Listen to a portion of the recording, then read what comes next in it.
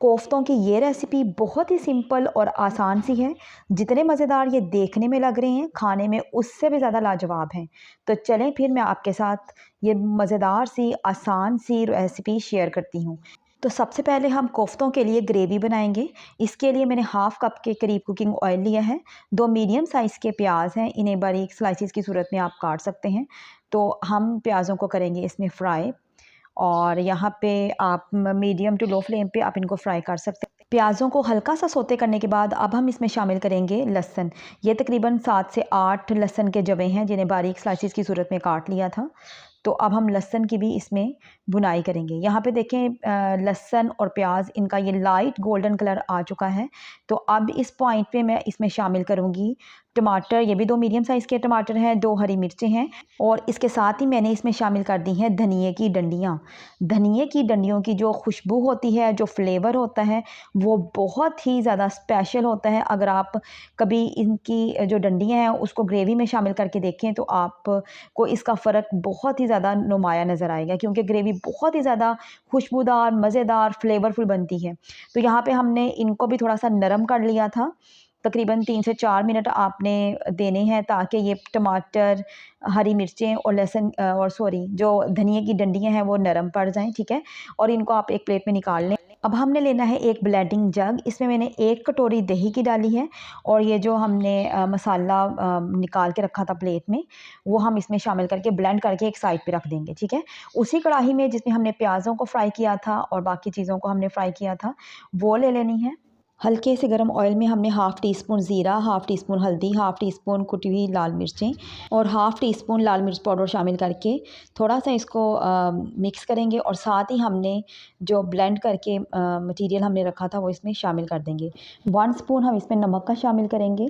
अब हमने इस ग्रेवी को अच्छे तरीके से कुक कर लेना है, ठीक है? मीडियम फ्लेम पे आप कुक कर लें, और यहाँ पे कुकिंग में थोड़ा सा टाइम लगेगा आपको।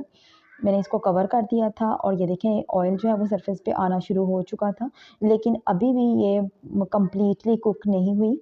तो मैं इसको थोड़ा सा और कुक करूँगी। ये देखिए यहाँ पे इसका कलर भी चेंज होना शुरू हो चुका था, और जो इसके अंदर पानी था वो भी ड्राई होना शुरू हो चुका है, ठीक है?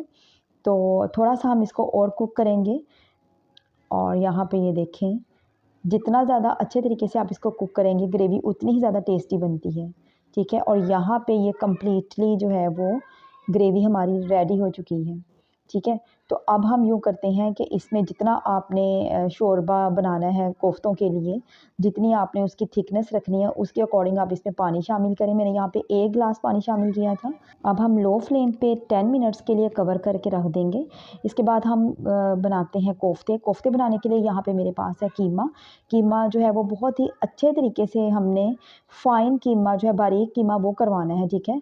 1 प्याली मैंने इसमें भुना हुआ बेसन शामिल किया है। बेसन को मैंने तवे पे अच्छे तरीके से भून लिया था और फिर इसमें शामिल किया था ठंडा करने के बाद, ठीक है?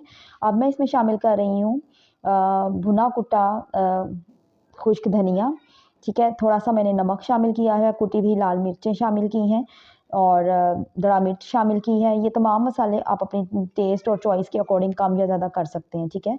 ज़ीरा पाउडर आप शामिल कर सकते हैं।